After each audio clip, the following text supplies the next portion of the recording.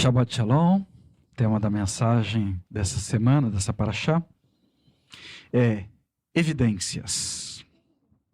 Senhor nosso Pai, a Ti te damos graça pelo Teu amor, pelos Teus ensinamentos, a Tua misericórdia, que é grande, tem se renovado dia após dia sobre a nossa vida.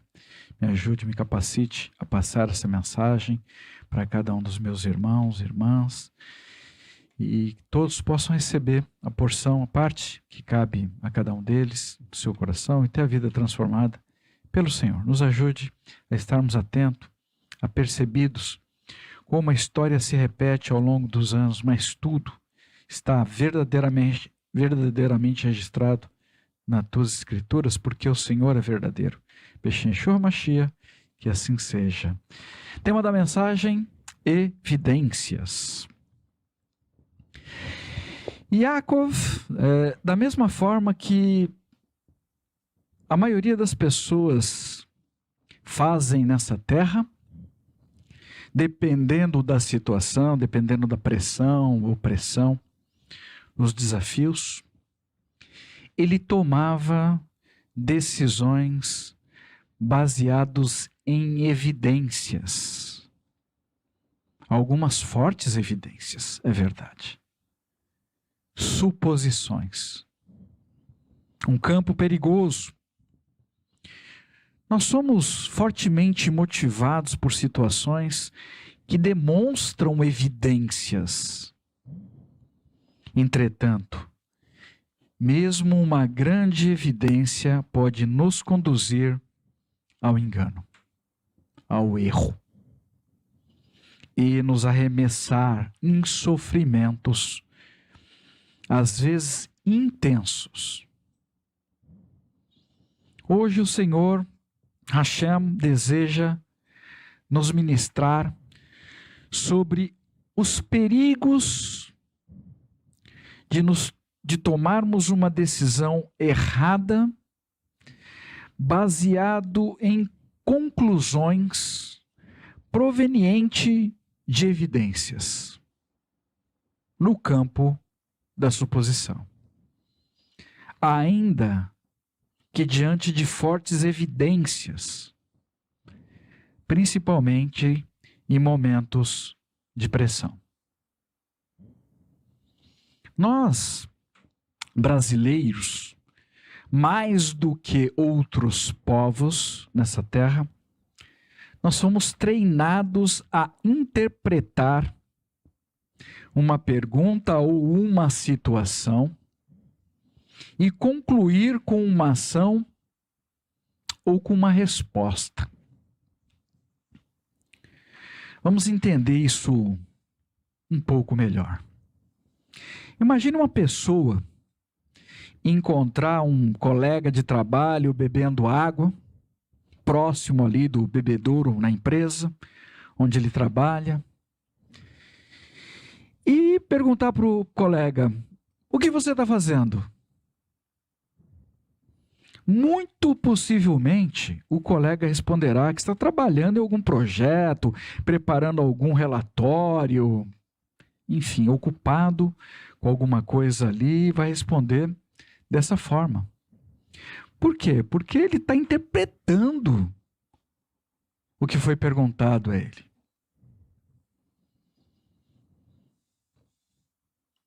Você está vendo o que ele está tomando água. Para ele isso é evidente, que você não está perguntando sobre isso.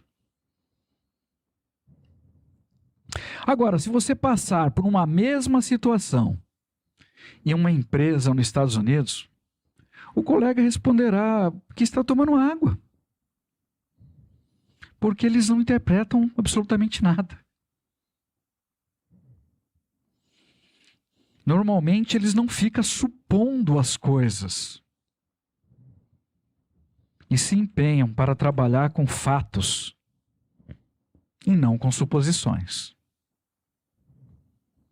Mesmo diante de grandes evidências, precisamos ser cautelosos para não sermos enganados nas nossas convicções e sermos conduzidos a conclusões com tomada de decisões erradas, com resultados desastrosos. para a nossa vida ou para a vida de pessoas amadas ao nosso redor. Situações, às vezes, que nem temos mais como reverter, como mudar, como voltar atrás. Yaakov era uma pessoa tranquila, cresceu ao lado da mãe, cuidadoso nas suas tomadas de decisões.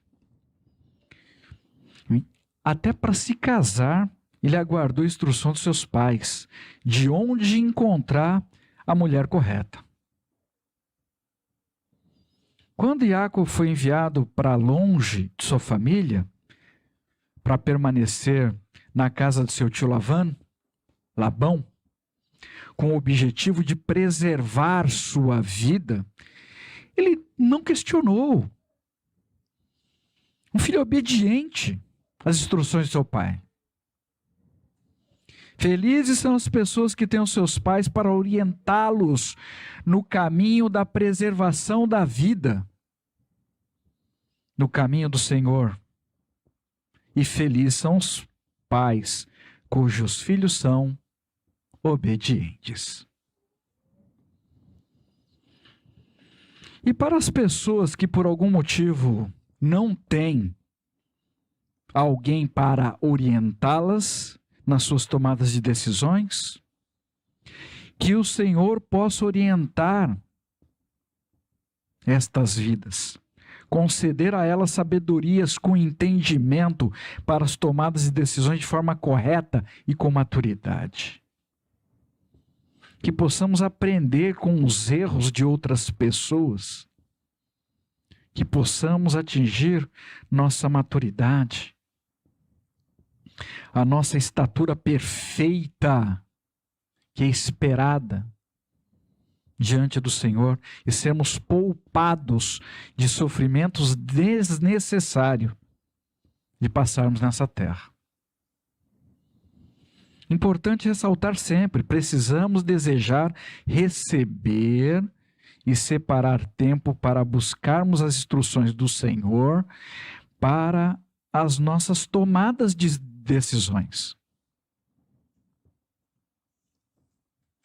Yaakov aprendeu a observar as evidências e, em algumas situações, era motivado pela aparência.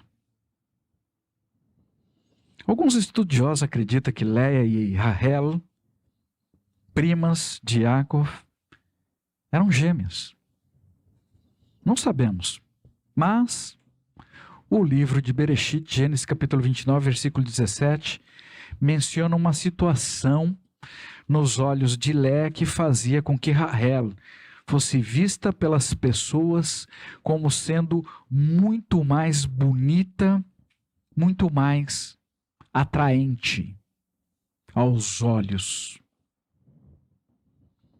Yaakov, quando viu Raquel, pela primeira vez, se apaixonou. Foi amor à primeira vista. Ela deveria ser a Miss Padã Aram, não sei. E assim, muitas vezes, somos motivados a tomarmos decisões pelo que nós vemos ou sentimos pela aparência.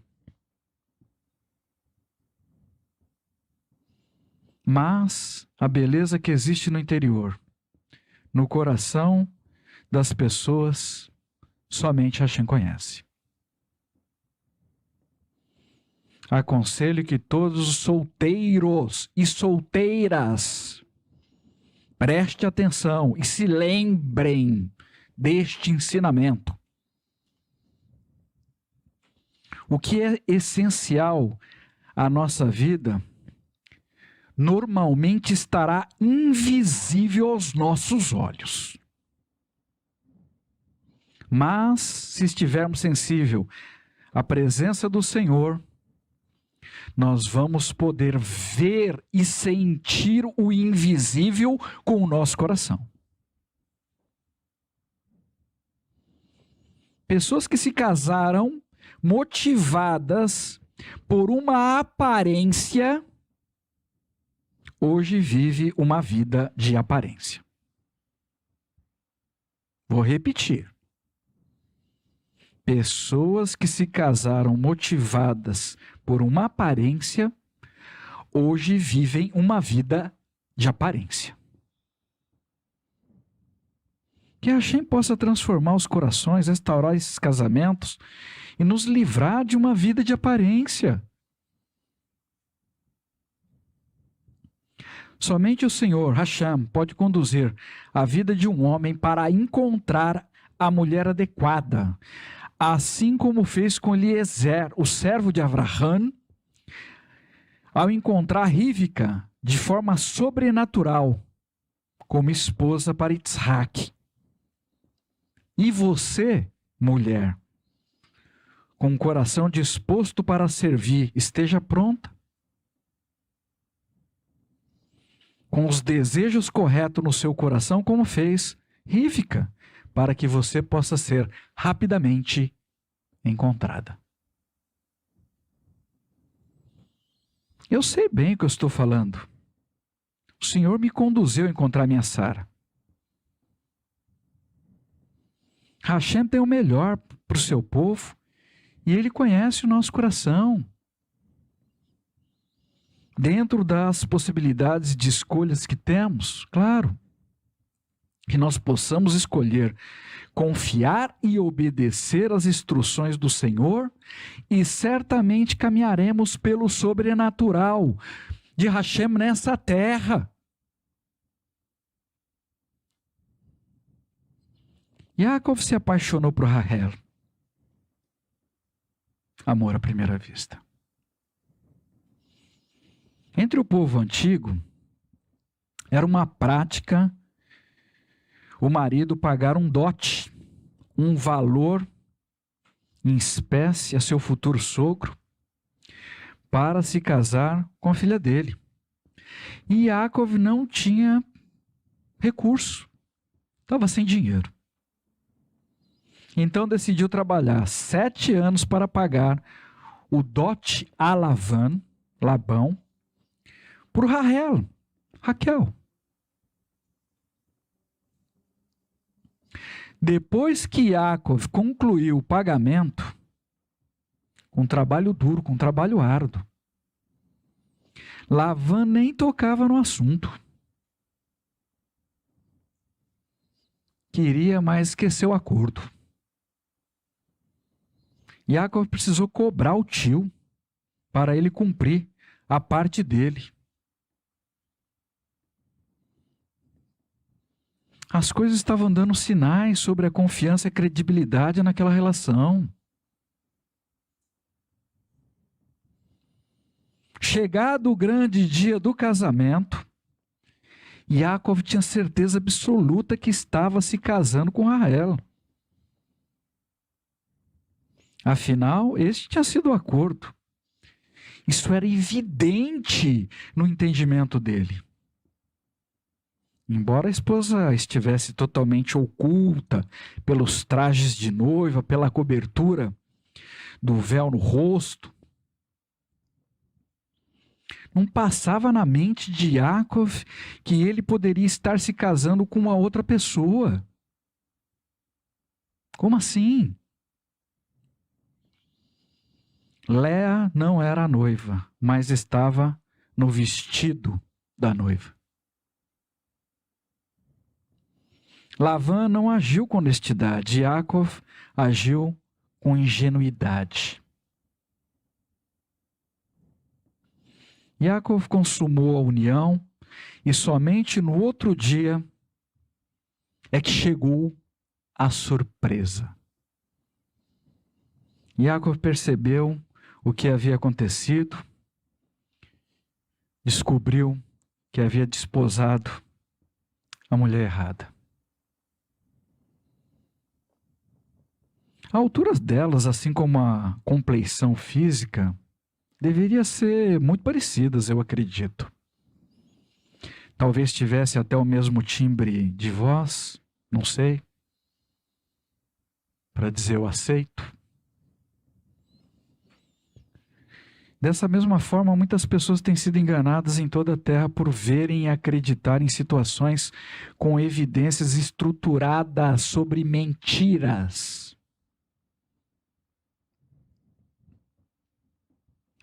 Na década de 40, a Polônia era o lugar onde havia o maior número de judeus na terra, estabelecidos ali, residentes, e havia um plano secreto em andamento. A Alemanha comprou fardamentos do exército da Polônia no mercado negro, usando mercenários a serviço ali do serviço secreto da Alemanha, para simular um falso ataque do exército da Polônia sobre a Alemanha. A Alemanha documentou esta falsa invasão com áudios, vídeos, fotos e utilizou o material para movimentar a opinião pública da Alemanha na época. E assim a Alemanha conseguiu autorização, conseguiu o apoio da sua própria população para atacar a Polônia. E estava então iniciando a Segunda Guerra Mundial. Irmão, essa questão de evidências por meio de vestimenta é algo extremamente perigoso, sério. Isso aconteceu na Segunda Guerra Mundial, quando os judeus foram marcados para morrer com o que é conhecido atualmente como o escudo de Davi, embora nós conhecemos a verdadeira origem desse símbolo. E qual o propósito? Uma identidade visual por roupas ou símbolos é utilizado até hoje em toda a terra para identificar os diferentes tipos de grupos rivais ou facções. E um tipo de evidência que pode confundir a verdade diante dos nossos olhos, como aconteceu com Yaakov. No adágio popular costuma dizer, o lobo na pele de um cordeiro, na vestimenta de um cordeiro.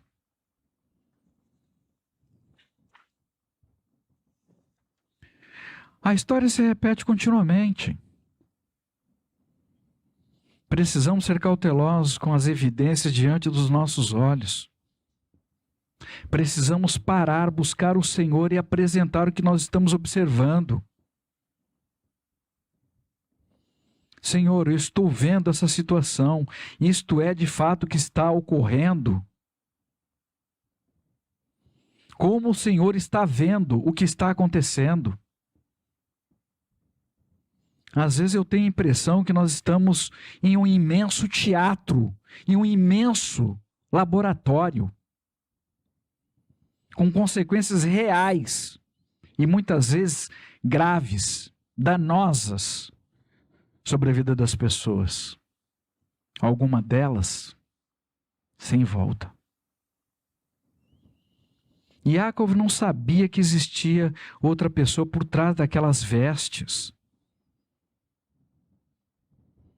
Assim como a população da Alemanha, não sabia que havia soldados ali da própria Alemanha, dentro do seu próprio território, com vestimentas do exército da Polônia. Muitas vezes não temos como confirmar se uma informação que estamos recebendo é verdadeira ou não. Ainda que os trajes das pessoas pareçam ser evidente aos nossos olhos.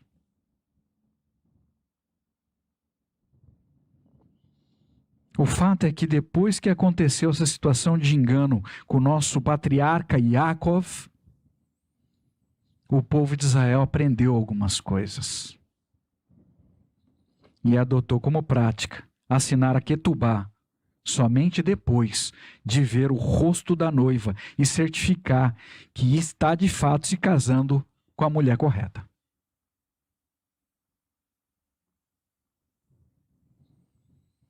Irmãos, ouçam o que a Ruach HaKodesh deseja nos ministrar nesse dia.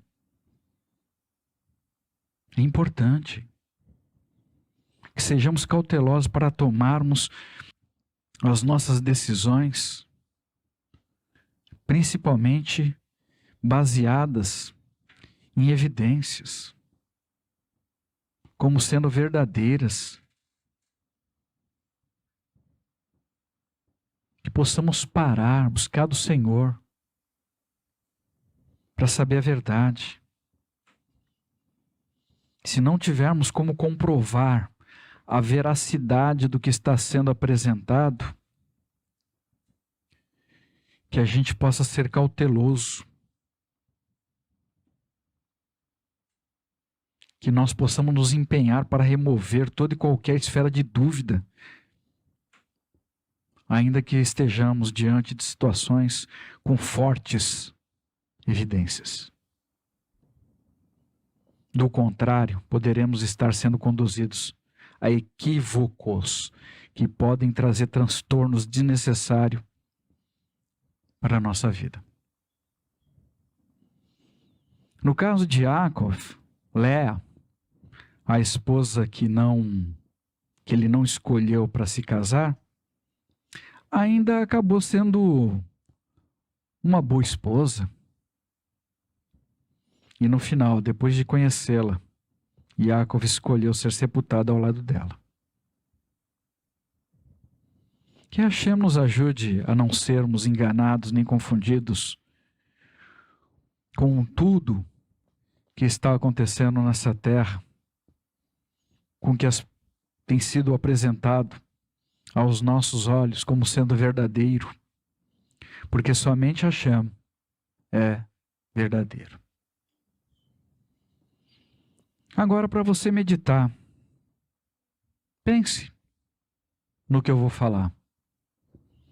Yaakov trabalhou por 7 anos, foi enganado e se casou com uma noiva errada.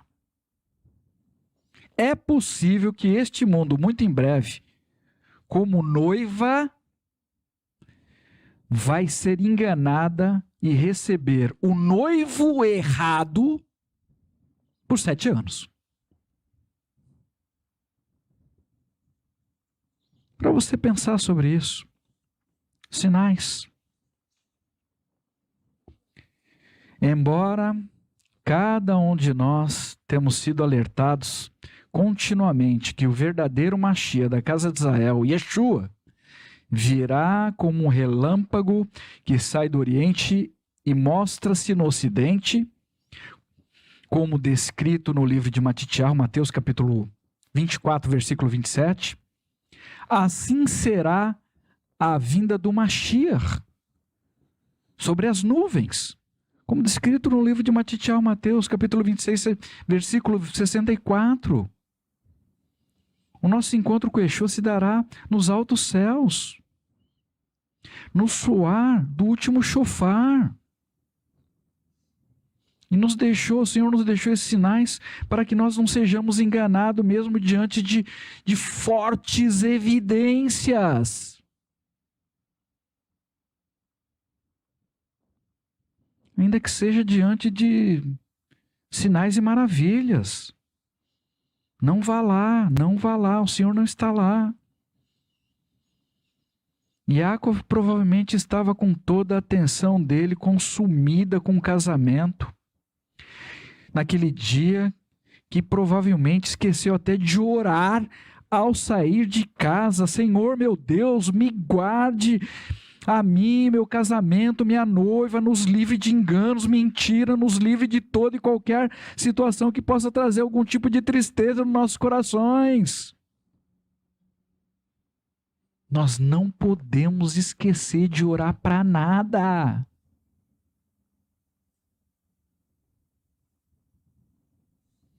Yaakov não buscou a proteção do Senhor. e deixou ser conduzido, dirigido pelas evidências diante dos olhos dele. E isso trouxe dissabores para a vida dele.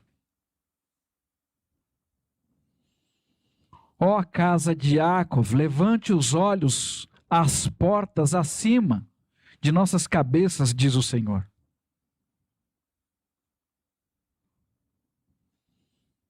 Eu oro para que em nome de Yeshua estejamos atentos. Que possamos reconhecer nosso noivo e não sejamos enganados. Não mais, em nome de Yeshua. Podemos observar as evidências, mas se a situação tiver implicações sobre a nossa vida ou sobre a vida de pessoas amadas ao nosso redor, nós precisamos buscar pela certeza.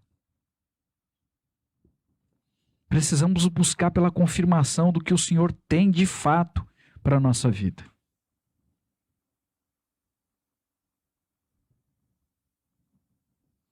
O que apresentaram a Moshe, enviar espias, para ele, pareceu ser bom.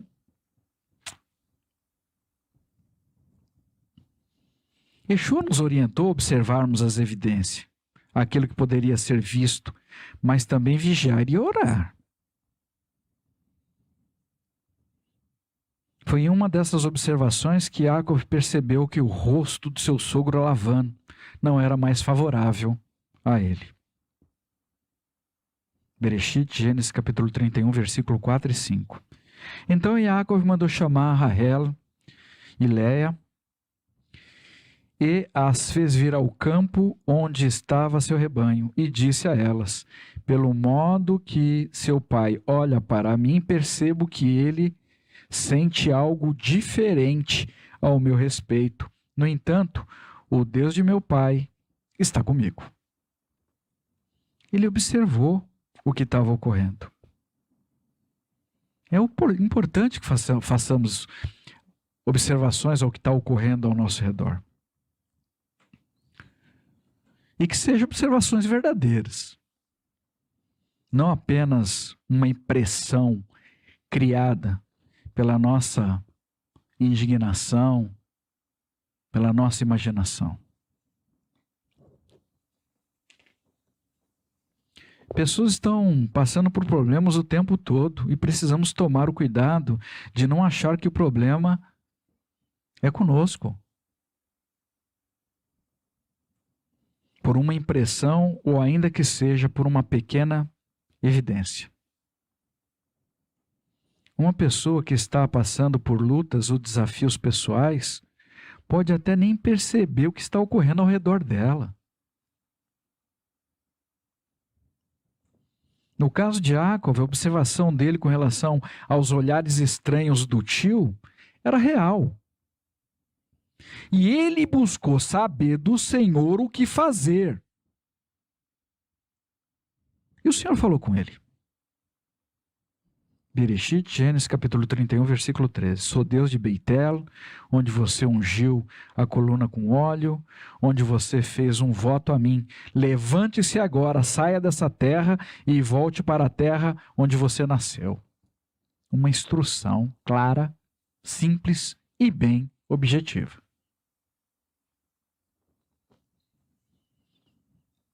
Talvez se as coisas estivessem bem aos olhos de Jacob, ele iria permanecer lá de forma confortável e possivelmente nem iria procurar saber qual era a vontade perfeita e agradável de Hashem. Precisamos estar dispostos a buscar pelo Senhor em todas as situações, seja elas favoráveis a nós ou não. Yeshua estava crescendo em popularidade, pessoas o seguiam, mas isso não foi para ele uma evidência de que ele deveria permanecer por mais tempo naquele lugar. Estou crescendo, está tudo dando certo, o Senhor é comigo. É aqui que eu vou ficar. Mas não aconteceu assim com Yeshua. Marcos, capítulo 1, versículo 37 e 38. Quando encontraram Yeshua, disseram: todos estão procurando. Ele respondeu: vamos a outro lugar, a outras vilas próximas. Preciso proclamar a mensagem ali também. De fato, este é o motivo pelo qual eu vim. Não meçam a vontade de Hashem pelo seu desempenho, pelo seu sucesso, nem tampouco pelo seu fracasso ou pelos desafios que você tem enfrentado. As pessoas que observaram Yeshua pendurado no madeiro poderiam pensar que ele havia sido derrotado pelo Império Romano ou até mesmo pelo sistema religioso vigente naquela época na terra de Israel. Porém, o projeto de Hashem através de Yeshua estava muito além desse mundo, muito além do entendimento de muitas pessoas. Até hoje as pessoas não compreendem bem o mistério. Não importa qual seja a sua luta, não importa qual seja os desafios que nós temos enfrentado na nossa vida, as nossas dificuldades, precisamos ter coragem de permanecer firmes na vontade de Hashem e seguir um dia de cada vez. Quando Hashem nos ordenou mudarmos para cá e disse que estávamos atrasados, não havia situações de enfermidade na terra, como foi deflagrado 6 meses depois. Eu saí da última empresa que eu trabalhei por 26 anos, 6 meses antes de me aposentar. 6 meses antes se tornou uma evidência de urgência para mudanças importantes que possam ter que ocorrer nas nossas vidas. Hoje eu e minha esposa nós compreendemos melhor o que significa estes 6 meses antes. Mas na época nós não tínhamos nenhuma evidência de nada. Do porquê deveríamos mudar de cidade. Nem o propósito. Mas Hashem sempre tem os seus motivos e o seu modo de operar nessa terra. Ele nunca será pego de surpresa. A prática da nossa vida é observarmos as evidências. Claro, apresentar a Hashem o que estamos observando, concedendo a Ele a liberdade de apresentar a nós o conselho dele. E assim saberemos, sem nenhuma dúvida, o que fazer. Não importa qual seja a situação. Até aqui o Senhor tem cuidado de nós, o que me confere a certeza absoluta de que Hashem, através de Yeshua, seguirá cuidando de nós até o fim. Vamos verificar uma outra situação de evidência pela qual Yaakov passou e não buscou o Senhor. Os irmãos de Yosef molharam o casaco de mangas talares dele no sangue de um animal e enviaram para Yaakov. Vamos ler juntos e com atenção. Bereshit, Gênesis, abrem as escrituras. Bereshit, Gênesis, capítulo 37, versículo 31 a 35. Bereshit, Gênesis, capítulo 37, versículo 31 a 35. Vamos ler juntos e com atenção. Eles, os filhos de Yaakov, pegaram a capa de Yosef, mataram um bode e mergulharam a túnica no sangue. Então enviaram a túnica de mangas compridas e fizeram-na chegar a seu pai, dizendo: encontramos isso, você a reconhece como a túnica de seu filho ou não? Ele reconheceu e gritou: é a túnica de meu filho. Algum animal selvagem fez Iosef em pedaços e o devorou. Yaakov rasgou suas roupas, vestiu pano de saco em torno da cintura e lamentou seu filho por muitos dias. Apesar de todos os seus filhos e filhas tentarem consolá-lo, ele recusou todo consolo, dizendo: não,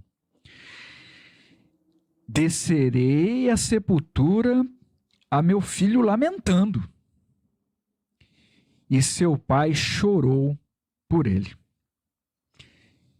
Yaakov, ele não foi induzido por nenhuma palavra de seus filhos. Aliás, seus filhos nem entregaram a túnica pessoalmente. Pediram para alguma outra pessoa fazer isso. Apenas com informação. Encontramos isso. Você reconhece como a túnica de seu filho ou não? Se fosse os irmãos, ele reconhece como a túnica do meu irmão ou não? Mas ia ficar muito evidente, né? Provavelmente isso, para Yaakov, que vivia de evidência, ia saber que tinha alguma coisa errada. Os filhos de Yaakov nunca disseram a ele que Iosef havia sido devorado por um animal. Yaakov concluiu que Iosef estava morto depois que viu o casaco dele molhado no sangue de um animal, baseado em uma evidência. Criou suas próprias deduções e mergulhou no próprio engano, o que desencadeou sobre ele um grande sofrimento. Uma dedução errada diante de uma evidência. Todo o sofrimento de Yaakov com relação ao desaparecimento de Iosef foi decorrente de uma dedução, não de oração. Busque a Hashem e você saberá a verdade. A Ruach HaKodesh nos adverte sobre o poder que a nossa mente tem de criar pensamentos que nos conduzem a sofrimentos intensos, porque deduzimos muitas coisas diante de supostas evidências. O mal que opera nessa terra e que deseja nos conduzir ao sofrimento, sabe muito bem como forjar essas evidências contra a nossa vida. Então, irmãos, mais uma vez, que sejamos cautelosos diante das evidências que os nossos olhos nos apresentam. É evidente que a túnica pertencia a Iosef. É evidente que estava manchada de sangue. Mas não tinha um corpo morto de Iosef. Então,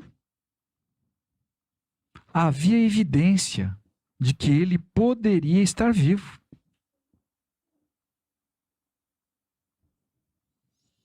As Escrituras Sagradas relatam que o anti-Mashiach será curado de uma morte certa aos olhos de muitos. Acreditem, existem fortes evidências que serão forjadas. Essa história de Yaakov não chegou para nós por conta do acaso, mas para nos alertar o que aconteceu na história do nosso povo. Nos alertar, porque sabemos que a história sempre se repete. Isso é apenas uma questão de dias.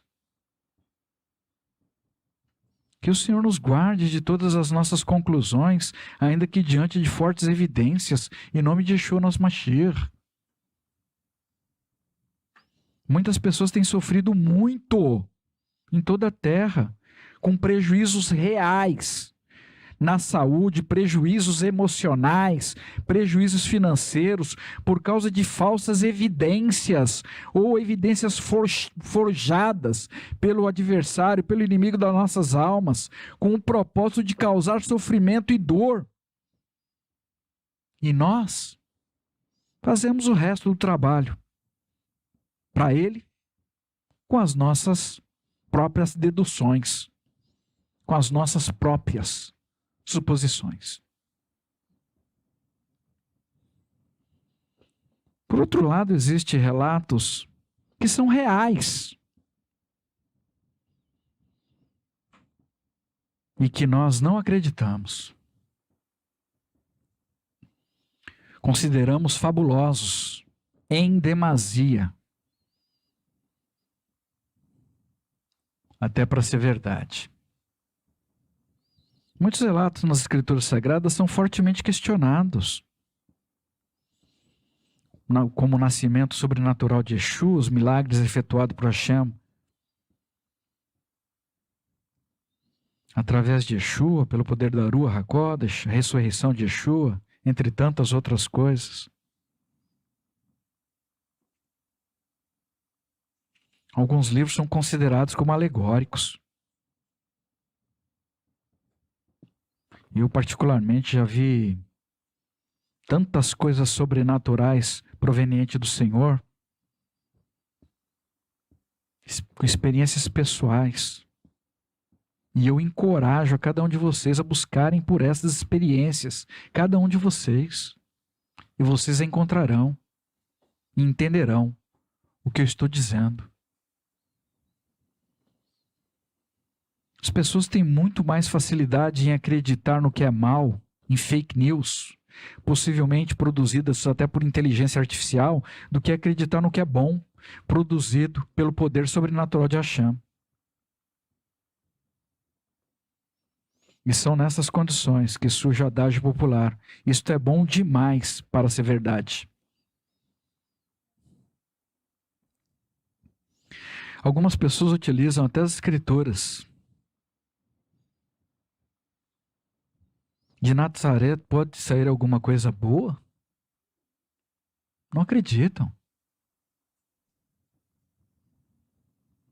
As pessoas têm muita dificuldade de acreditar na verdade, no sobrenatural, nos milagres de Hashem. Para meditarmos, a Ruach HaKodesh nos pergunta como reagiremos ou como pensaremos que reagiremos na volta de Yeshua. Será que pensaremos que é algo ruim que vai estar acontecendo? Será que fugiremos aterrorizados de medo? Yaakov ouviu o relato dos seus filhos. Eu não faço ideia como eles estavam relatando tudo o que eles passaram no Egito com Yosef. Deveriam estar falando todo mundo junto ao mesmo tempo, não sei. Mas certamente tudo aquilo parecia fabuloso demais. Ou seja, fora da realidade. Vamos nos colocar por um instante no lugar de Yaakov. Yaakov sofreu muito, muito intensamente por 20 anos. Quando concluiu em sua mente, na sua dedução, que Yosef havia morrido. Nos relatos dos filhos de Yaakov, não bastava Yosef estar vivo. Ele ainda era a pessoa que mandava em todo o país estrangeiro. A maior potência do mundo naquela época. Yaakov, quando viu o relato dos filhos, ficou estarrecido. Esses meninos aí desconfiguraram. Ele não conseguia acreditar na notícia. Em algum momento, Yaakov deve até ter ponderado, será? Pensado a respeito. Mas possivelmente pensou, se Yosef tivesse vivo mesmo, teria vindo me visitar nesses 20 anos em algum momento. Ele nunca me deixaria aqui sofrendo, sem notícias. Conheço o menino. A gente fica procurando motivo para não acreditar. Mas quando Yaakov viu as carruagens chegando, Yaakov resolveu acreditar e reviveu o seu espírito. Yaakov continuava observando e concluindo com base em evidências. Se eu não ver, eu não vou crer. Felizes aqueles que não viram e creram. Vamos reler esse texto com atenção? Bereshit, Gênesis capítulo 45, versículo 25 a 28.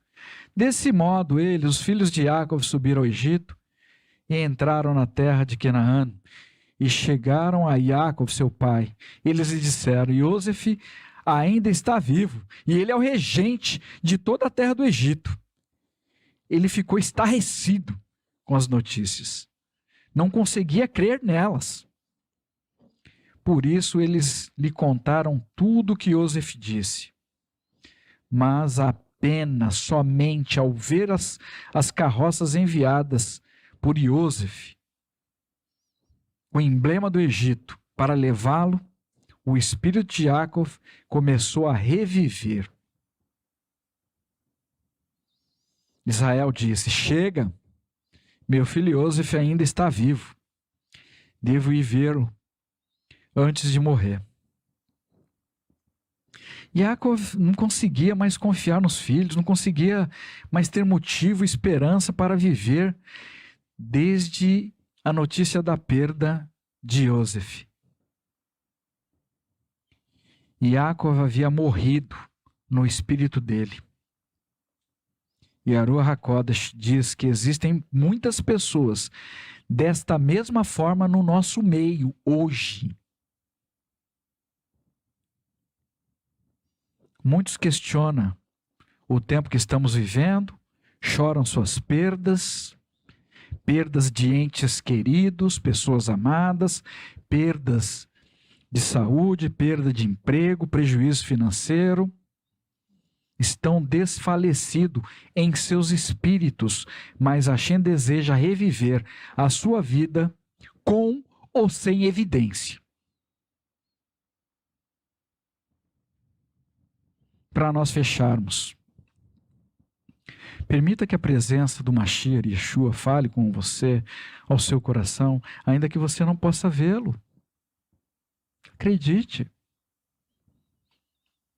Que Hashem faça as minhas palavras como as carroças enviadas por Yosef, que despertou o pai dele, Yaakov, para a vida. Meus irmãos, Yeshua não virá em carruagens de fogo. Seremos nós que encontraremos com ele nos ares e estaremos, então, para sempre com ele, porque assim está escrito em 1 Tessalonicenses, capítulo 4, versículo 17. Nós precisamos ter o desejo de sermos transformados de dentro para fora pelo poder do Senhor. E assim seremos elevados na presença do Senhor nos altos céus. Yeshua está vivo, acredite. Assentado à direita de Hashem e luta por cada um de nós todos os dias. Apesar das falsas evidências que esse mundo tenta criar, dia após dia, para mostrar o contrário e aplacar a verdade de Hashem. Ainda que as escrituras sagradas sejam tratadas como uma fábula por algumas pessoas, algo muito fabuloso para ser verdade, algumas vezes até mal compreendida, em outros casos até desprezada. Nas Escrituras Sagradas estão registradas as verdadeiras promessas de Hashem para a nossa vida. Está registrada a história do nosso povo. Nela está registradas as instruções do caminho a seguir. Yeshua, em direção à vitória. Nas Escrituras Sagradas contém instruções para nos fortalecer fisicamente e espiritualmente diante das lutas, dos desafios da vida, durante a nossa jornada nessa terra. Um compêndio de palavras com poder, um tesouro precioso, porque todas as palavras de Hashem são verdadeiras. Hashem é meta, Hashem é verdadeiro. Que Hashem possa despertar a sua vida para essa verdade. Nós lemos na Haftará, no livro de Ezequiel, capítulo 37, versículo 15 a 28, uma promessa de que Hashem reunirá os seus dois povos em um único povo. Embora possa não existir evidências de que isso vá ocorrer, mas é uma promessa que será cumprida. E eu diria para vocês, já está em curso. Já existe um movimento para a unidade desses dois povos. Olhe ao seu redor, observe. Busque o Senhor para saber a verdade. Yeshua veio a nós e está retornando. Mas agora nós devemos estar prontos para ir ao encontro dele, no lugar certo. E ele estará esperando por nós.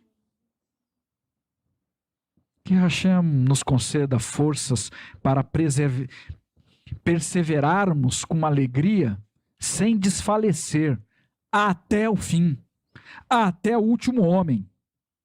Em nome de Yeshua, nosso Mashiach. No próximo Shabat, dia 7/1/2023, teremos uma única paraxá, paraxá número 12, Vayehi e viveu, a porção final do primeiro livro da Torá. Essa paraxá descreve as ações de Yaakov antes de sua morte na terra do Egito. Ele faz Yosef jurar que o enterraria na terra de Israel e dá a Efraim e Manassé uma bênção especial que confere a eles o elevado status de serem duas tribos separadas entre os filhos de Israel. E assim segue. Convoco a todos a fazerem essa leitura e que Hashem possa falar poderosamente com cada um de vocês, em nome de Yeshua, nosso Mashiach. Senhor nosso Pai, te damos graça mais uma vez pelos teus ensinamentos. Tenha liberdade de corrigir nossa vida, nosso passo, que a gente possa, Pai, mesmo diante de tantos eventos aí que são apresentados aos nossos olhos continuamente, a gente possa buscar do Senhor para saber qual é de fato a verdade, para que nós não sejamos enganados nem diante de fortes evidências. Nos ajude, Pai, a nos mover, a nos retirarmos do campo da suposição, um campo perigoso, um campo de areia movediça que tem afundado muitas pessoas nessa terra. Nos ajude a olhar e confiar no Senhor que é verdadeiro, a tua palavra que produz vida, em nome de Yeshua. A tua palavra é uma espada, Pai, uma espada que, quando tocada no coração de alguém, traz o morto à vida. O Senhor é verdadeiro. Nos ajude a confiar no Senhor, em nome de Yeshua, nosso Mashiach, é o que eu lhe peço. Beshem Yeshua Mashiach, que assim seja.